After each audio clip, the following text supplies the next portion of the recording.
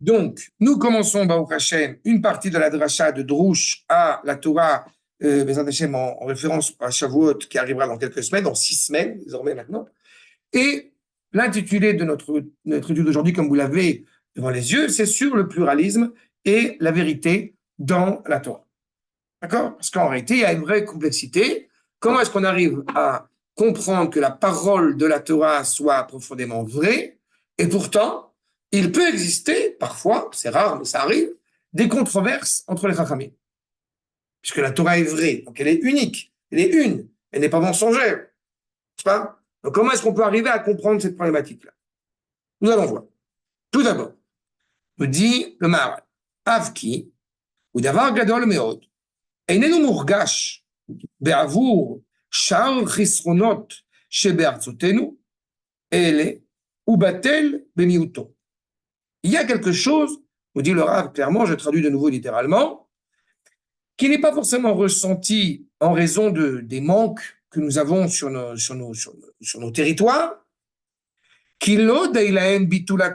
pas seulement le fait on n'est pas forcément conscient malheureusement de ce que représente l'annulation de la Torah. Vous savez que le monde tient sur la Torah. On n'est malheureusement pas toujours conscient, et je dis pas vous, moi, tout le monde, tous, on n'est pas forcément conscient de la valeur essentielle de la Torah, de l'étude de la Torah, d'être constamment en train, encore une fois, d'étudier cette Torah, parce que c'est de l'étude pour l'étude. Pas de l'étude pour arriver maintenant à comprendre, à s'enrichir intellectuellement. Non, ça c'est une première problématique. Bitou la Torah, shaliede sibat me'asibot, shezacharnu agormim, siluk ve'itma'atut Torah. Comme il y a moins de Torah, à la différence de ce qui se passe, j'ai envie de dire, chez un roi fait de chair et de sang, plus on est proche du roi de chair et de sang, eh bien, moins on a de crainte. Et plus on en est loin, plus ne connaissant pas le roi, on le craint. Le roi, Melech Malchei Amlachim, HaKadosh Baruch Hu, et donc sa Torah, c'est exactement l'inverse. Plus on est proche de la Torah, plus on a cette crainte révérentielle de compréhension de la Torah. Ça, tu nous avais expliqué la différence entre les séparats des Ashkenazes. Oui, par rapport à la Hira et la Hava, qui est très importante aussi, d'accord. Mais il est certain que dans les deux cas, de toute façon, c'est que plus on est proche de la Torah, plus on la craint, plus on en est loin, moins elle nous manque. Ce qui ne serait pas logique, mais c'est une réalité. D'accord? Bon, c'est exactement cela. Mais il y a un point supplémentaire. Et là, Af miratsom nafsham, de leur volonté, mesalkim achiyoshvim ou mesirim otam ilibam. C'est plus seulement on n'est pas en train d'étudier la Torah, c'est plus seulement on est encore une fois en train de vivre avec. Non, le lien inaltérable qui nous rattache à la Torah est en train de s'obscurcir, est en train d'être disparate. On l'enlève de notre cœur. On n'a pas une mitzvah d'avoir des livres, on a une mitzvah d'en parler. Vedibartem, bam. Tous les matins, dans la reconnaissance, le matin, le soir, la reconnaissance du joug divin sur nous, la mitzvah, c'est d'en parler. De quoi tu parles? De Torah. Avec qui? Avec tes enfants. Shinan tam levanecha, tu reviens dessus.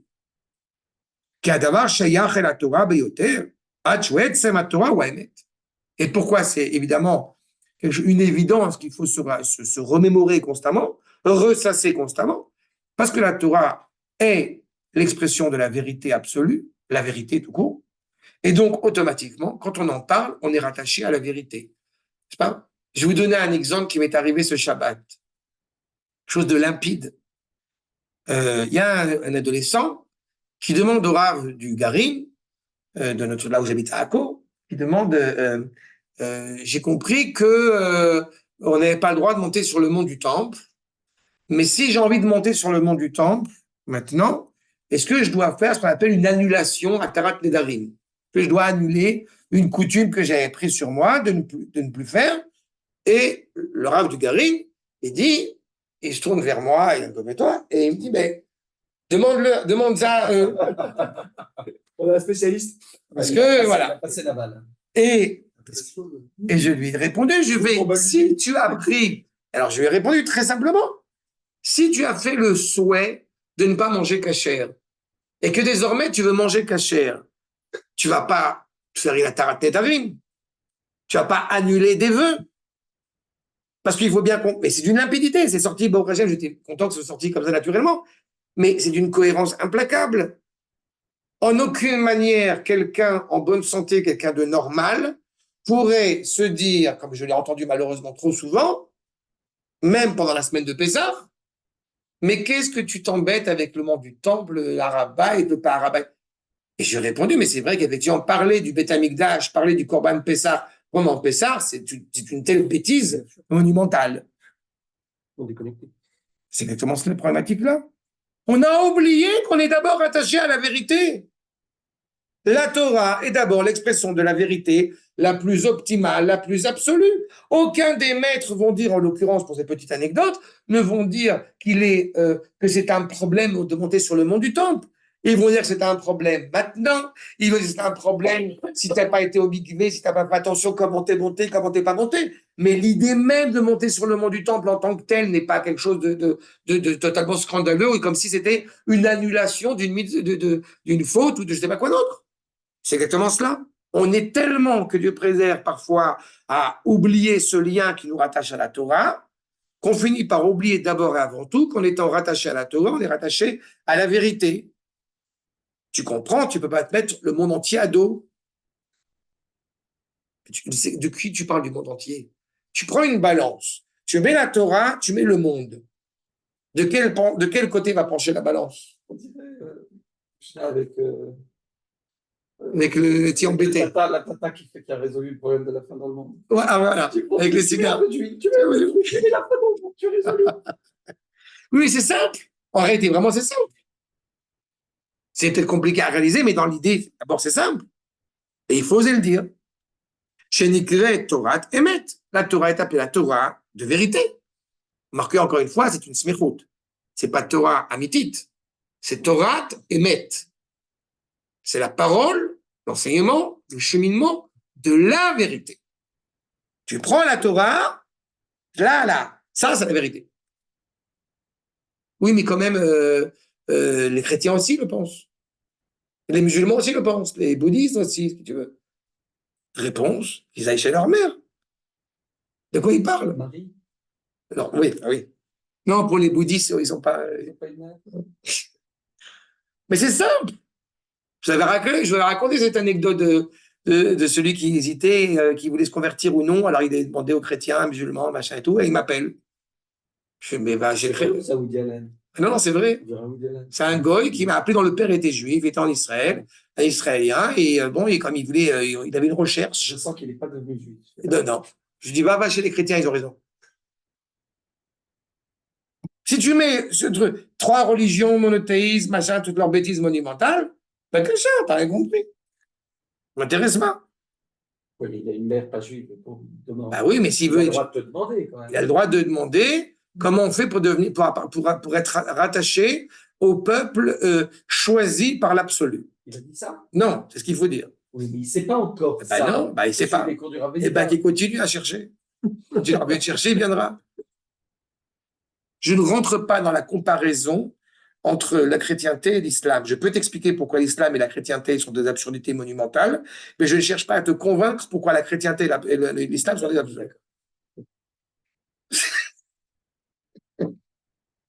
Ou mitzad, surtout que tu peux être un bon goy. Une chance de le récupérer, il était au cours. Je ne veux pas le récupérer.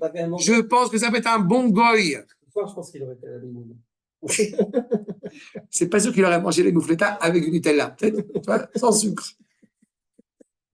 Ou mitzadzot abechina initzri. Donc encore une fois, la véracité, la parole de la Torah est absolue, est éternelle. La vérité est immuable. Si la vérité se meut, c'est qu'elle n'est pas vérité. Si hier tu ne pouvais pas te marier, aujourd'hui tu peux te marier, c'est que c'est faux. Pas que je parie, pas marié. Le fond du propos est faux. Chez nous, il clame. Aval, abilti emet, ce qui est justement donc l'inverse de la vérité. Et l'okion. Je reprends ta remarque, on aurait pu le sauver. Non.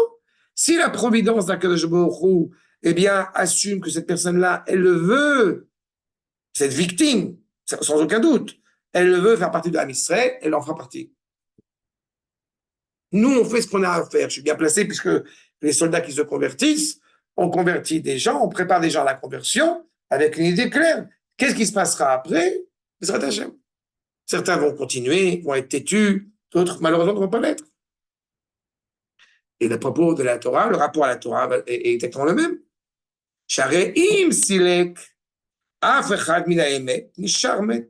Si, encore une fois, tu enlèves, c'est bien le cas de le dire, tu enlèves le Aleph de Emet, ben t'es mort. Ok? Shen Kiyum, il n'y a pas d'existence. Le auto d'avoir Kava Emet, de cette parole, de cette ligne de vérité. Av Kirchut Searav, le Umet, ve Avar, ve Batel. Encore une fois que là, c'est très mince.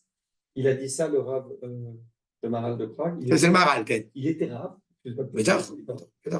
Morenu verabenu Arav Yehuda Leub. Maharal. C'est Yehuda, non, il est tribu de Lévi, le lion. Leub. Pas Lévi. Il est la tribu de Yehuda. Il est la même ascendance. Il a un arbre généalogique, le Maharal, qu'il a publié. Il est de descendance de David Amelech. Après lui arrivera le Shla, arrivera le Rabbi de Lubavitch. Tout ça, c'est une même ascendance. Ils sont tous ashkénazes, là, après David Amelech. Ils sont passés par Tlemcen. Il y a plusieurs ascendances. Ouais. J'aime faire cette plaisanterie avec mon fils en disant peut-être tu vas être le Mashiach, arrêtez Ben David. Là, c'est le père qui projette. Mais en tous les cas, c'est un fait, c'est un Ben David. Mais en tous les cas, c'est clair que c'est très mince. Cette notion, encore une fois, de vérité, de mensonge, et pourtant elle est essentielle. Le cours que j'ai fait juste avant aujourd'hui aux soldats sur le Kuzari en hébreu, j'ai évoqué cette idée. On est rentré sur l'islam, ça y est. Et je rappelle cette problématique que l'islam, beaucoup disent, c'est pas de la vodazara l'islam. C'est pas vrai. C'est pas de l'idolâtrie au sens traditionnel du terme, mais c'est un culte qui nous est totalement étranger. Ils ont tranché l'unité absolue d'Akash Baruch Hu pour y préférer un lien à un Dieu qu'on appellerait Elohim. El, Allah, le din, c'est pas Akash Baruch Hu, Allah. C'est pas? Donc, c'est Avoda Zara, l'anou. Et si justement elle est étrangère à nous, donc elle n'est pas entière, donc elle n'est pas complète, donc automatiquement on est dans l'erreur. On est à l'inverse de la vérité. Il n'y a rien de vrai dans le Coran. C'est marrant parce qu'ils sont le din, là où Essaf, la chrétienté, se veut recette C'est qu'il leur manque. Et les deux sont ni dans le recette, ni dans le din. Parce que grâce au Coran et grâce au Nouveau Testament, ils vont compléter ce qui leur manque. C'est-à-dire le recette, l'amour universel de l'autre, eh bien, ça leur permet d'essayer plus ou moins de gommer cette passion du sang. La passion du Christ va gommer la passion du sang, a priori. Et de l'autre côté, où il y a une telle générosité ou un tel chesed, justement, eh bien, le Coran permet, Coran alternatif permet de trancher. Alors que nous, on est dans cette tension permanente. Nous, on est dans l'unité. Et le Abraham, et le Israël, et le Yaakov. Comme j'aime à rappeler cet enseignement extraordinaire, 6e jour, 7e jour, 8e jour. Les musulmans sont dans le 6e jour, les chrétiens sont dans le 8e jour, il n'y a pas de faute. Et la tradition d'Israël, elle est dans le 7e jour. C'est le Vav, encore une fois, ajouté à la dimension humaine. Hein? Cet équilibre constant. V, Z, ou Sibat Atralat Torah, c'est pour ça que la Torah commence par Aleph. Vous allez me dire, mais non, c'est pas vrai, la Torah commence par Bet. T'as compris pourquoi j'ai dit ça? Que la Torah ne commence pas par Aleph, la Torah commence par Bet. Alors pourquoi il dit la Torah commence par Aleph? C'est clair? Il a fait réponse Anochi. Anochi commence par Aleph. C'est-à-dire, Anochi commence par Aleph. La Mishnah commence par Mem. C'est-à-dire, et la Gemara commence par Taf. Tanu Rabbanan. Otiot Emet. Où est-ce qu'il y a Anochi? Les 10 paroles. Ah, waouh. La Mishnah commence par Mem Matai quand on fait par la première Maseret Brachot. D'accord? ensemble, Otiot Emet. Hein? Ça, c'est sympathique, ça. C'est des belles choses. La Mimoudane Maria. Qu'est-ce qui est Laura? Ça ne peut pas être ça. Hein. On n'était pas invités pour moi. Non, c'est moi non plus. Voilà, Aleph. Encore une fois, Aleph, Ani, Aleph, Ani, Echad, Ve'ata, Echad. Pourquoi on commence par Bet, Bereshit, et pourquoi le Maral nous dit justement que ça commence par Aleph en référence à Anochi?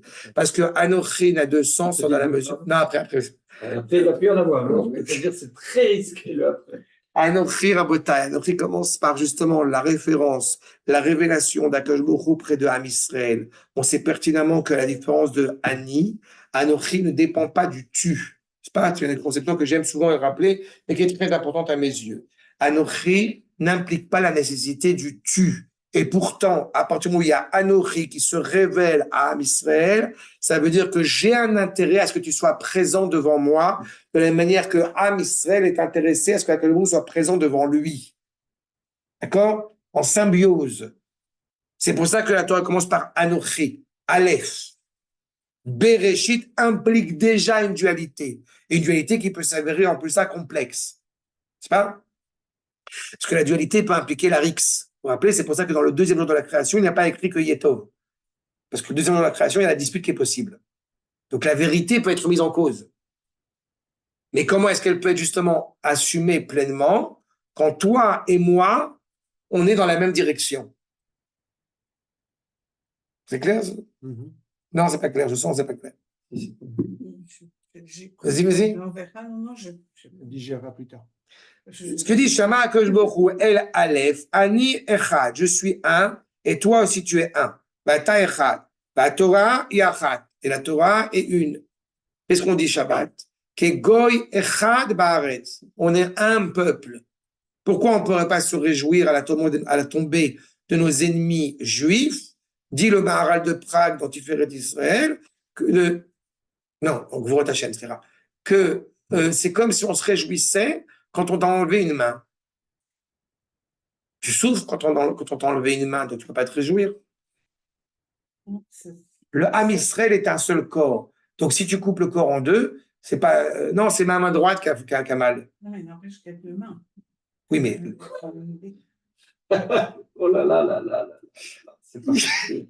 Il y a deux mains, mais tu te rappelles que quand j'ai mal à la dent ici, tu dis pas ma dent elle a mal. Tu dis j'ai mal à ma dent. Et puis tu dis pas non plus, ça tombe bien, j'ai plein d'autres dents. M'en fous. Allez, j'en ai plein d'autres. Et alors que pas de main, pas de chocolat. Voilà. Et pas de loubia. Et pas de loubia. Non, mais c'est clair ce que je dis. Les deux mains, arrête.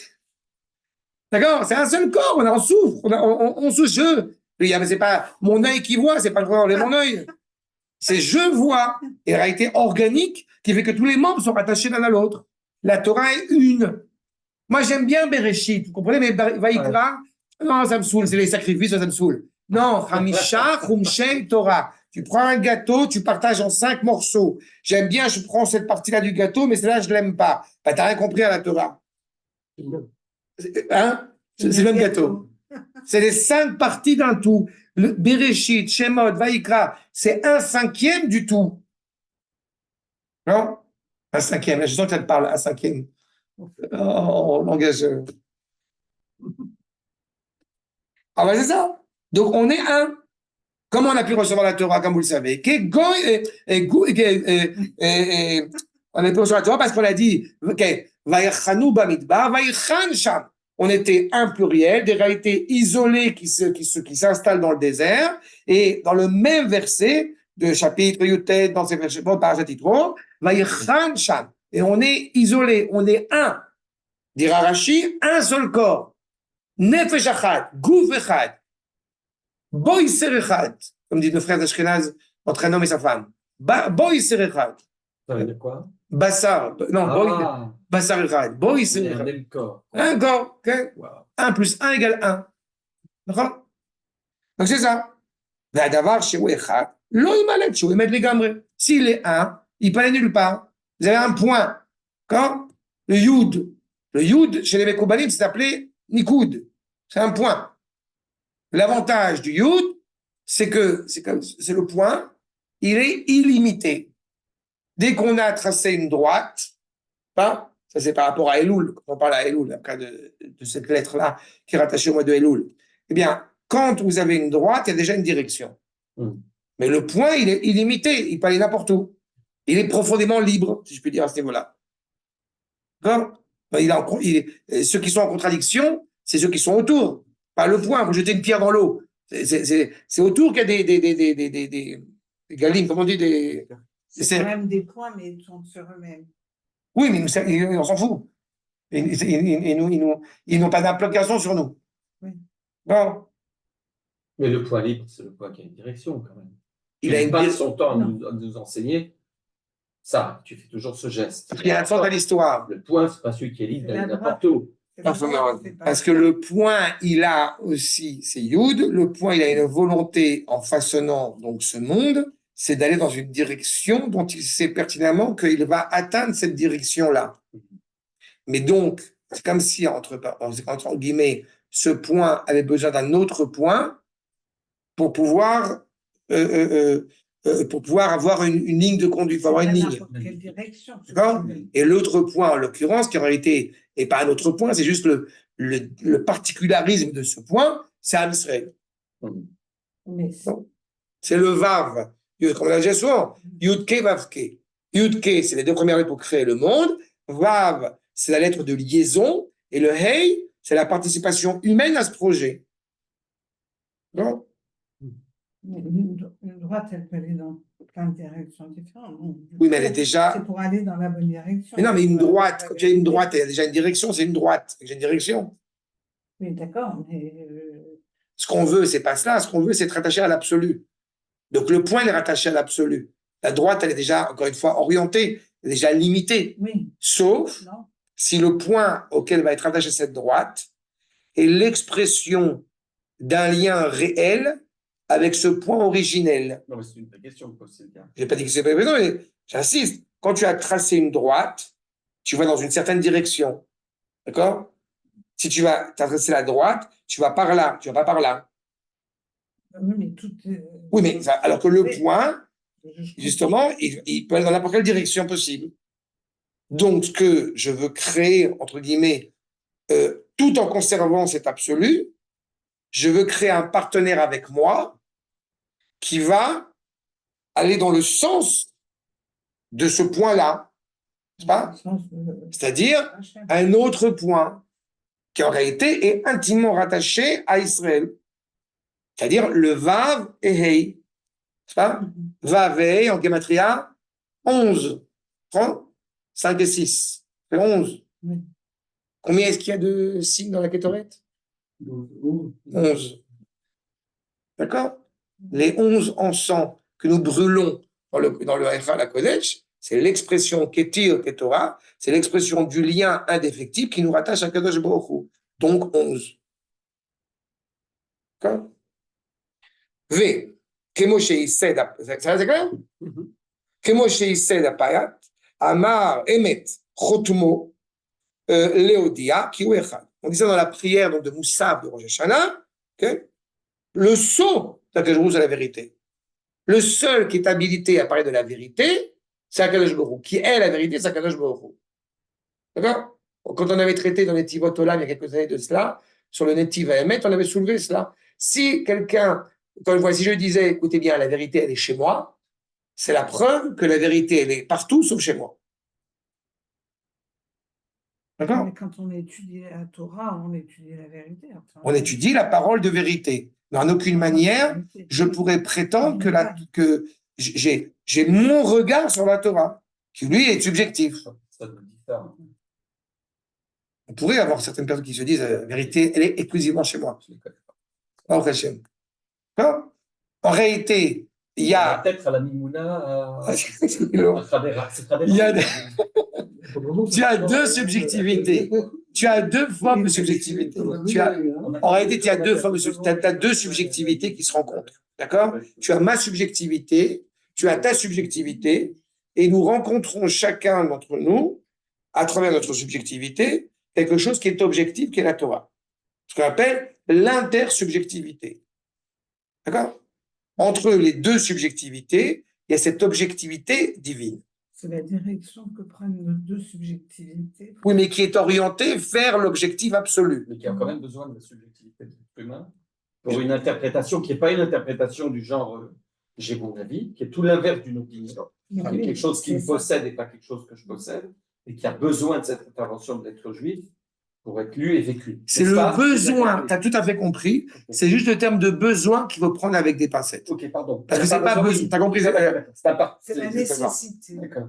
Non. Non, mais c'est la même chose. C'est la chose. Parce qu'on parle d'Akadosh Baruch Hu. Akadosh Baruch Hu n'a pas besoin. Mais tu as raison. C'est l'expression qui est donnée. C'est ça. La Torah, au bout du compte, c'est nous qu'on en avons besoin. C'est pas quelque chose de figé dans la vérité. Exactement. Tu dis comme une pierre noire au milieu de la mer. Exactement. On tourne cette fois autour. Okay. Ouais. Si, c'est cette fois autour. Qui est évidemment une tradition purement inventée par eux, qui n'a aucun rapport avec nous à Sukkot. Qui est dommage. Ça n'a rien à voir avec nous. Ça, c'est chez eux. Mais c'est impressionnant, les plagiats, ils tournent autour 7 fois autour de la Mecque, et ils ne se rendent même pas compte que c'est déjà bien avant eux, 7 fois autour du Mesbéach, ou 7 fois autour de la Kala, autour du Khatan en se mariant. C'est encore une fois, même ça, ils ont plagié ça chez nous. Et la vérité, ce n'est pas que la compréhension ou que la connaissance. La vérité, elle n'est pas définissable. Si elle est définissable, c'est que ce n'est pas la vérité. La vérité englobe en elle aussi le mensonge. C'est en cela où elle est vraie. Oui. On avait rappelé que de Aleph jusqu'à Mem, tu as 13 lettres, de Mem à Tav, 13. Ensemble, ça fait 26. Que la lettre Aleph, Aloufo Sholam, le maître du monde, c'est Vav et 2 Yud. C'est Yud Ke Vav Ke. C'est le nom d'Akadosh Baruch Hu. La vérité, c'est quoi? C'est Akadosh Baruch Hu. C'est quoi Akadosh Baruch Hu? C'est Akadosh Baruch Hu. Oui, mais comment tu définis Akadosh Baruch Hu? Je définis pas Akadosh Baruch Hu. On n'essaie pas de définir, mais si on étudie, on essaie de s'approcher de la vérité. Donc, tu t'approches de l'absolu. Combien d'espace, combien tu arrives à cadrer ton rapprochement de l'absolu, à peu près en centimètres? Moi, je peux dire, c'est nébuleux. D'accord? La seule manière.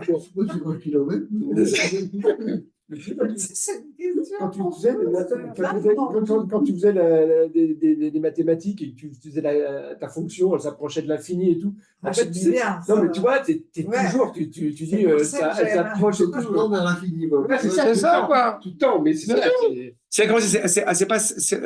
C'est pas symptôme, comment c'est. Il y a la courbe. Une asymptote. Asymptote. Quand tu te rapproches tel que. Ce que tu peux en revanche tout à fait cerner et définir, c'est le lien qui te rattache à Akadosh Baruch Hu. Et on a même des moments riches dans notre histoire où on va faire le Hallel. C'est quoi le Hallel? C'est définir, Akadosh Baruch Hu nous permet de définir le lien qu'il a entretenu avec nous. Et hier, nous étions esclaves du Pharaon. Aujourd'hui, nous sommes serviteurs d'Akadosh Baruch Hu. Voilà, tu as défini. Mais tu n'as pas défini Akadosh Baruch Hu. De la même manière, reprendre mon propos, on ne définit pas le Père. Le Père, c'est le Père. D'accord? C'est exactement cela. Donc, c'est son sceau, le sceau d'Akadosh Baruch Hu. Veki, מה העניין זה לזה? אלא שכל שיש לו דבר שני, לא, אז זה אותו דבר שהוא שני לו, אי אפשר שלא ישתנה מן הראשון מצד מה. Si on a le Dieu du bien et le Dieu du mal, si on a deux réalités, automatiquement on a une qui va muer, donc, eh bien, elle n'est pas absolue, donc elle n'est pas vraie. Comme on a déjà un présupposé ici de ce que représente le pluralisme. C'est-à-dire, ça ressemble à Babel. C'est exactement ça. C'est exactement le cours que j'avais fait sur le pluralisme et le postmodernisme, c'est exactement par rapport à ça. Il n'y a pas deux Torahs, il y a une seule Torah. Et la Torah, mais il y a une seule Torah qui est exprimée différemment. Quand je dis exprimée différemment, c'est-à-dire qu'elle va être exprimée par le Rambam, mais elle va être aussi exprimée par Rabbi Nachman de Breslev. Et celui qui émettrait l'hypothèse que la Torah n'est pas exprimable si ce n'est que par le Rambam, il n'a rien compris à la Torah. La compréhension de la Torah, elle doit englober tous ces maîtres, toute cette richesse de nos maîtres qui se sont succédés à travers les siècles. Et de ceux qui viendront, évidemment. Évidemment. Mais ils ne s'opposent pas. Mais qui sont rattachés à cela. Parce que ce ne serait pas OK. Ils ne s'opposent pas. Mais il peut, mais heureusement qu'il s'oppose. Bon, Hachem qui s'oppose. Le Rambam, on a voulu le brûler. Le Ramchal, on a voulu le brûler. Ah, qui a brûlé? Non, moi je parle À l'époque, Oui, le Rambam, oui. les maîtres, certains Rachamim, Mais non. le Vedaï, Ah non, mais je ne savais pas. le Vedaï. Mais pas des juifs, des maîtres qui ont dit ces écrits sont dangereux, donc il faut les brûler, il faut les enterrer, il faut les brûler, ils sont dangereux. Le Ramchal a eu un procès, il s'est engagé à ne plus enseigner la Kabbalah en dehors des Eretz Israël. Donc il monte en Eretz Israël. Aujourd'hui, personne ne remet en cause le Ramchal, c'est une figure incontournable, mais à l'époque c'était un problème. Le Maharal de Prague, il y a encore 100 ans, on voulait l'entériner. Disons, les gens, c'est pas d'actualité, ça y est, c'est fini. Ersheu, Ness, un miracle. On a le Rav Hutner en Amérique, on a le Rav Zviuda en Israël, et on a M. Jacob Gordin, M. Jacob Gordin en France, qui sont en train de transmettre cette parole, j'en dire, sans se consulter, et qui voient la contemporanéité du Maharal, à quel point elle est extraordinaire. Est-ce qu'ils peuvent s'opposer? Mais évidemment qu'ils s'opposent. Celui qui va être capable de pouvoir entendre à la fois le Rambam et le Baal Shem Tov, le Rambam et le Ramban, c'est celui qui, encore une fois, vit une Torah cohérente, authentique. Pendant 2000 ans, on est en exil, donc on est en séparation. On revient en Eretz Israël, animé par cet air sain et vivifiant d'Eretz Israël. On commence à retrouver les marques et la valeur unique de tous ces maîtres qui se sont parcourus. Dont un maître évidemment extraordinaire, que vous savez, c'est le Rav Kook, qui arrive à mettre en place, c'est une cohérence, encore une fois, extraordinaire. C'est pas un hasard si son père est lituanien et sa mère est chassid Rabbin, puisque justement, il y a cette cohérence-là. Et cela, pourquoi le Rav Kook ou pourquoi le Maharal? Parce qu'ils ont étudié la Kabbalah. Bien avant eux, Rabbi Shimon. La difficulté dans laquelle nous sommes inscrits désormais depuis Pessah jusqu'à Shavuot, c'est la scission, c'est le mouvement, c'est la muabilité. Cette muabilité, elle implique des difficultés à trouver une stabilité, à trouver une cohérence. Donc, il se passe des drames, il se passe des choses positives, mais aussi des choses dramatiques au sein de l'histoire de notre peuple, justement à cette période. Mais quand on arrive à voir l'unité du tout malgré tout, alors, à ce moment-là, on a saisi la valeur de la Torah. D'où Rabbi Shimon. C'est clair? La vérité est, encore une fois, engagée dans son entité. C'est clair. Ah non, c'est limpide, non, c'est super important ce que je dis maintenant, mais c'est... Non, c'est pas ça, c'est pas clair ce que je dis? Tu comprends que l'eau et le feu sont deux réalités qui existent, d'accord? C'est la même chose que l'obscurité et la lumière. Il faut de la division pour arriver à... Mais en réalité, tu comprends que l'obscurité et la lumière ne sont que les expressions d'une seule et même chose. D'accord? Tu ne pourrais pas dire que Baruch Hu est présent par le biais de l'eau, mais sans le feu, ou l'inverse. D'accord? On a dit quoi à Pessah? Pessah, matzah ou maro? L'eau, le feu par rapport à la matzah. Les deux sont ensemble, sont constitutifs. D'accord? Le végétal, l'animal, tout. C'est la vérité. C'est le Aleph. Ce qui englobe tout. La parole hébraïque est une parole de vérité. Elle a besoin parfois de prendre du recul en passant par l'araméen pour mieux saisir cette vérité. Puisque l'araméen étant une parole mensongère, comme son nom l'indique, mais qui est la plus proche de l'hébreu. Donc elle nous permet de parfois de soulever et de comprendre des choses qu'on serait incapable de décerner, de décrypter, de discerner quand on parle en hébreu exclusivement. Arami, Ramaout. D'accord? Donc évidemment, ce qui serait distinct, si on se distingue de Dieu, on est déjà dans l'erreur. Veimken, etzel hasheni sheu meshune, en hadavar harishon emet, etzlo. C'est pas? Celui qui est le deuxième, s'il y a un Dieu du bien, un Dieu du mal, donc il y en a un qui est inutile, donc il y en a un qui est fausse. Sheu nimsa davar sheu sheni, shinui lo. C'est quoi sheni? c'est un changement. Il y a une mutation. Aval. Ou alors, dans l'autre sens, mais qui n'est pas plus, comment dirais-je, pas plus compliment, pas mieux, pas meilleur, qui serait les chénotes au sens de répéter. Si ça se répète, donc c'est la même chose. On n'avance pas. Aval, adavar, shuechat, ou emet gamour, ce qui est un et l'absolue vérité. Mais là encore, on pourrait parler de un comme étant restrictif. Ce que, par exemple, vont penser l'islam. Allah ou Akbar, Allah est un, mais en réalité, il y a plein de domaines qui n'intéressent pas la conception islamique, ou la conception chrétienne, ou la conception bouddhiste. Combien de fois il m'est arrivé de soulever ça dans différentes interventions? Que pense le Dieu selon le prisme chrétien? Que pense-t-il de l'écologie? Que pense l'islam de la sécurité routière? Il n'y a personne qui est capable de dire ce qu'ils en pensent, puisqu'encore une fois, ils n'ont rien exprimé sur ce sujet. Que pense Akadosh Baruch Hu de la sécurité routière? Ben, on le sait. La religion. Il se trouve qu'il y a un grand mec qui s'appelle le Rav Avrum Shapira, qui dit que celui qui enfreint les règles de la sécurité routière commet une faute de Horaïta, selon la Torah. Moi, je n'écoute pas ceux qui passent sur la tête, j'écoute ceux qui sont, Baruch Hashem, des dignes transmetteurs de cette parole de Torah. L'écologie, on a énormément de maîtres qui se sont exprimés sur le sujet. C'est là. Les femmes, plein de sujets. Le respect des femmes, c'est vrai. Et on l'a montré ensemble, on l'a vu ensemble. Donc, encore une fois, quand une personne, malheureusement, avec une kippa sur la tête, a un comportement maladroit, d'autant plus quand c'est en public, eh bien, c'est ce qu'on appelle le chiloul Hashem. D'accord? Lachem. Patara Torah, c'est pour ça que la Torah s'est ouverte par Aleph, afin d'enseigner l'oroth. Shei achat, elle est une.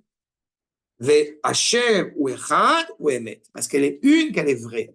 Elle doit englober tout, dans sa cohérence la plus totale. Mais comment tu peux dire Elohé Avraham, Elohé Yitzhak, Elohé Yaakov? Réponse, je ne peux pas le dire. Mais Akadosh Baruch Hu peut le dire. Ceux qui sont prophètes ont vu chacun une dimension d'Akadosh Baruch Hu. Hashem, Agadol, Agibor, Vanora. Les trois ensemble. Mais comment c'est possible les trois ensemble? Comment est-ce que le chesed, il peut être en même temps que la gvura? C'est pas possible. Là, c'est pas possible. Mais dans l'esprit d'Akadosh Baruch Hu, c'est possible. Dans le cerveau extraordinaire d'Akadosh Baruch Hu, c'est pas possible. C'est évident. C'est un. Vezeu isodo, c'est le fondement même. Le kiyum lo, qui est emet ou kiyum nitzri. C'est pour ça que la vérité est immuable. Si c'est moral pour le même coup aux yeux d'Akadosh Baruch Hu, ça ne peut pas devenir un jour immuable, un jour immoral. La difficulté, c'est que de vouloir transmettre une parole vraie et cohérente, même si je n'y adhère pas totalement, même si je ne suis pas encore totalement affilié, eh bien, mais de savoir, de ne pas tergiverser, de dire voilà le projet de vérité auquel nous aspirons et de ne pas avoir d'hésitation, de ne pas avoir de gêne à le prononcer, à le promulguer, nous laisse perplexes parce qu'on est obligé aujourd'hui de prendre des gants, malheureusement, pour pouvoir dire certaines choses parce que celui qui est en face ou n'est pas intéressé à entendre la vérité ou n'était pas encore suffisamment mûr pour pouvoir déguster du saumon fumé. Ou alors, il y a la Mimouna. Il est de bonne humeur, Ça m'amuse. La chaf. Ça m'agace un petit peu. Je sais pas comment dire. J'ai compris, tu n'as pas besoin de Je suis 200 ans de cours avec le Rav et la chaf. Atchalat Torah b'Aleph. C'est pour ça que la Torah commence par Aleph. Je n'ai pas jugé bon de vous le rappeler, mais vous avez bien conscience, encore une fois, que la lettre, le mot Aleph, Aleph, Lamed, Pei, il y a tout qui est inscrit dedans, bien sûr. Vous pourrez aller cours des heures sur la. Vas-y un peu. Non, vous avez. Pas sûr. vous avez un détail qui est bon. Il y a le Aleph, évidemment, Yud-Kei Vav-Kei, on a dit le nom d'Akadosh Baruch Hu. Ce nom d'Akadosh Baruch Hu est un postulat. D'accord? C'est pas une réflexion d'étude, c'est pas une réflexion psychologique, ce n'est pas, quelle que soit la grandeur du penseur qui va émettre un ouvrage extraordinaire, il sera toujours, encore une fois, en suspens, parce qu'il sera en retrait de cette réalité qui est un postulat fondamental. Cette réalité-là, nous l'étudions, la Med. Et c'est grâce au limoud que nous pouvons la formuler par la bouche. D'accord? Ce qui est inscrit, évidemment, c'est simple, ce que je disais à l'aise. C'est pas, mais c'est tellement limpide qu'il faut quand même le rappeler. Vas-y, dis-le. Je répète, on te dit, dans la tefila, on le dit, par exemple, sur le fait de dire que en keloenu, et après tu dis mi keloenu. On aurait dû dire d'abord qui est comme notre Dieu. Réponse, il n'y a pas comme notre Dieu. Tu donnes une note à Akadosh Baruch Hu. Non, nous on a l'inverse. En keloenu. Tu montes, tu descends, Akadosh Baruch Hu, c'est Akadosh Baruch Hu. Point final. Maintenant, ce que nous nous efforçons de faire, c'est d'étudier cette parole. Aleph, la Med, la deuxième lettre du mot Aleph. Et une fois que nous l'avons bien étudié, d'ailleurs nous continuons à l'étudier de manière éternelle, eh bien, nous sommes en mesure, modestement, de la formuler par notre bouche. Pourquoi la bouche est importante? Parce que la bouche, elle mange, elle étudie la Torah et elle parle de Torah. C'est la même bouche. C'est pour ça que moi, je n'arrive pas à parler de Torah, parce que j'en suis à peine au début du Lamed. Je t'assure, quand on me demande de dire un mot, on m'a demandé de temps en temps, parce qu'on sait que j'ai... Oui, mais c'est bien. Incapable de sortir un truc. À partir du moment où les Juifs demandent, eh ben, on est là pour dire, même si on ne dit pas forcément tout ce qu'il faut. Donc, il faut répondre oui. Tu dis un petit mot, tu diras une bêtise, c'est pas grave. J'ai cru toujours Non, mauvais. c'est important ce que vous dites. C'est important. Rassure-toi, j'ai cru pendant des années, et encore aujourd'hui, que comment je peux ouvrir la bouche. Mais je l'ouvre, parce que maintenant, il faut faire quelque chose. Donc, je le fais. Maintenant, vous avez évalué. Oui, mais je m'impressionne moi-même. Je m'impressionne moi-même par rapport à ça. Quand on me demande de dire un cours, de faire un Dvar Torah, à cause, ça arrive souvent qu'on me demande, il y a personne pour faire un Dvar Torah, tout de suite on a confiance en moi, on sait que je vais dire quelque chose, que je peux dire quelque chose. J'étais là dans ta petite synagogue. Voilà. Tu te souviens, celle que les Arabes peuvent prendre là? Voilà. Et j'avais rien préparé. Non. Et je me surprends en 2 minutes à. Toute ta vie, c'est une préparation. C'est ça. C'est ce qu'a dit le Rav. Moi, je travaille comme un âne pour. C'est ce qu'a dit le Rav Aviner une fois. Le Rav Aviner, il y a un ami à moi qui est il y a des années, il avait une trentaine d'années, le Rav Aviner, et il y a des années, il était étudiant, il était à l'armée, il allait chez Rav Aviner pour passer un CDR à château, et le Rav Aviner, il allait faire une sikha après pour des jeunes. Et le copain en question, il était inquiet, il disait, mais peut-être vous devez préparer le cours là. Ça fait 30 ans que je prépare le cours. Et c'est ça, c'est une digestion constante. C'est paix. עכשיו, ואם כך, אם כן, איך ימצא האדם ידיו ורגליו לחבר אליה דברים בטלים ודברים שאינם אמת? Si c'est tel le cas, comment est-ce qu'on pourrait, on prend la dent, l'œil, le bras, ce que tu veux, comment on pourrait rattacher des choses qui n'ont pas de lien entre eux, encore une fois, qui ne sont pas la vérité? Ou bevadaï, sheba, ou mepil, kol binyan veisod Torah. C'est justement ce qui va permettre ou de faire tomber, chuter totalement, ou au contraire, de donner force à cette construction, encore une fois, et qui va permettre à la vérité de germer. Pourquoi? Parce que naturellement, on est dans une réalité, le monde de la réalité, Alma des Péroudes, Yud, c'est le monde d'en haut, Hey, le monde d'en bas. On se rappelle que Hey, c'est, donc valeur gematria 5, c'est le particularisme du 10, de l'unité absolue. Donc, nous vivons dans une culture séparatiste. Comment nous allons pouvoir révéler cette vérité dans ce monde dit séparé? Comment la Torah peut résider sur terre? Comment cette parole une, cette parole de vérité absolue, optimale, pourrait-elle résider sur terre? Réponse, elle ne peut pas. Mais pourtant, Akadosh Baruch Hu l'a décidé comme cela. Donc, à ce moment-là, que fait Akadosh Baruch Hu? Shlach. Il balance la vérité à terre. Et la vérité, elle va germer. Emet mi'aretz titzmach. La vérité, elle va germer progressivement. Avec la maturité de l'homme. Plus on va être suffisamment, encore une fois, rattaché, encore une fois, à cette valeur-là, à cette lettre-là, plus la parole de vérité va s'exprimer. Mais donc, la parole de vérité implique des conflits, implique des oppositions. Dans le mot germer, il y a la multiplication. Aussi. Et il y a aussi le fait de Et grandir. Hachem Tiraou, vous avez une crainte révérentielle envers Akadosh Baruch Hu. Pourquoi Et Hachem Tiraou nous dit Et la chandelé rabot, on veut œuvrer, on veut abonder, on veut germer, multiplier. Plus tu as des Talmidei Chachamim, plus la présence d'Akadosh Baruch Hu est là. Donc c'est justement, plus on a des gens qui étudient la Torah, Talmidei Chachamim, plus on a des gens qui étudient la Torah, plus la vérité une se révèle. Sauf que chaque Talmid Chacham, chaque étudiant en Torah réel, c'est une étincelle, c'est une particule de la Torah une, qui est la Torah de Moshe. C'est bon, c'est clair? D'accord? Donc c'est ça, qui va donner sens, existence à cette parole, encore une fois, de vérité. Des choses qui, encore une fois, sont absconses, sont vaines, elles peuvent exister à un certain temps, mais elles disparaîtront totalement. Parce que rien ne peut blesser la vérité. La Torah n'a pas besoin d'avocat. Akadosh Baruch Hu n'a pas besoin d'avocat.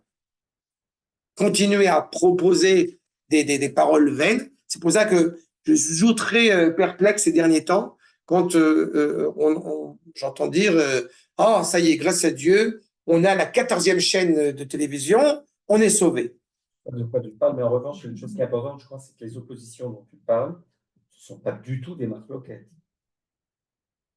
Si. Ah bon? Pourtant, je croyais que les marloquettes étaient mauvaises. C'est toi qui nous lançais. Les Shem Shamaim, ou pas les Shem Shamaim. Je parle que des marloquettes des Shem Shamaim. C'est jamais bon une marloquette, tu as raison, mais elle est nécessaire quand l'aspiration, c'est la vérité. D'accord? Quand on parle, souvent je me suis rendu compte de cela, j'avais acheté une des dernières agadotes que j'ai achetées là, et c'était une agada qui s'appelle Metifta extraordinaire avec plein de commentaires, et quelqu'un m'a dit, mais c'est une agada avec plein de commentateurs qui sont Haredim et Ashkenaz. Et j'avais répondu, je m'en fous. Et il a très bien compris quand j'ai dit ça, il a rigolé parce qu'il a très bien compris ce que je voulais dire par là. Je parle de Torah. Que tu sois Ashkenaz, Haredi, je parle de Torah, c'est ce que j'aime. Donc quand on est des petites gens, alors on cherche la controverse partout. Quand on est rattaché à une Torah grande et vraie, alors on voit la présence d'Akadosh Baruch Hu avec ce regard particulier du Rav Blustein et aussi du Rav Bourbout. Je suis très heureux d'étudier un même sujet, une même agada, une même expression, mais avec d'autres lunettes. Mais la controverse, c'est en fait c'est différentes facettes de la même chose. C'est Shivim Panim la Torah. C'est un diamant qui a différentes facettes, et pas Shivim Torot. Et c'est là où la frontière est très mince. C'est pour ça que la Torah est vraie, mais c'est un diamant brut. Et celui qui sait l'apprécier, il sait voir les facettes sur sur la parole d'Akadosh sur chacune des facettes. C'est quand même très difficile de se vérité, parce que quand les gens vont attaquer le Rambam, ils pensent avoir la vérité. Mais parce qu'il est dangereux. Un maître ne s'interroge pas sur le rapport pédagogique qu'il va transmettre, il se interroge par rapport à la parole de vérité qui est transmise. Personne ne remet en cause la grandeur du Ramchal ou du Rambam. Mais le Ramchal est remis en cause pour une raison. Oui, mais le Ramchal est remis en cause pour une raison très simple. Comment est-ce qu'un jeune homme de moins de 30 ans peut arriver à produire des paroles pareilles? Comment est-ce que des gens qui sont déjà plus âgés que lui disent mon maître le Ramchal? Ils avaient aussi peur qu'ils se prennent pour un messie. Il y a plein, parce qu'il y a plein d'applications évidemment qui sont bien sûr. D'accord? Un maître, il doit penser, quand il enseigne la Torah, il doit penser à la génération qu'il a en face de lui. Mais aussi penser à ce qui est juste devant Akadosh Baruch Hu à donner. C'est marié, hein? Oui, peut-être. D'accord. Il est mort à 38 ans. 38 ans. On est Israël. Okay. Entre autres, lui. C'est là. Sharon, ce soir, à la semaine prochaine. Shalom. C'est bon. Voilà. Voilà.